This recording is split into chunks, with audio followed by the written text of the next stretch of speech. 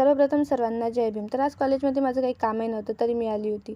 माझ्यासोबत ऑल्वेज राहणारी व्यक्ती म्हणजे माझी शॅडो. ही माझ्यासोबत ऑल्वेज राहते. आणि तुम्हाला सांगतो कॉलेजमध्ये येण्याचं मेन रिझन ते म्हणजे फ्री वायफाय आणि फ्रेंड्स.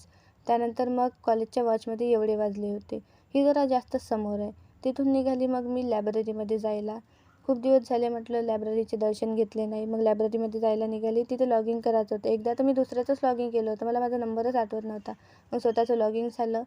इथच्या ज्या बुक्स आहे मी रेग्युलर येऊनही मला ओळखत नाही. मग तिथून निघाली मी घरी यायला. त्यानंतर मग घरी आली. मला एक पेंटिंग काढायची होती. पेंटिंगच्या नावाखाली मी फक्त कागद रंगवतो आणि असा पसारा करून ठेवतो. बटरफ्लायच्या नावाखाली मी तर एक किडाच काढला होता. पाहू शकता तुम्ही. त्यानंतर मग क्लासची तयारी केली आणि आता जायचं होतं मला क्लासला.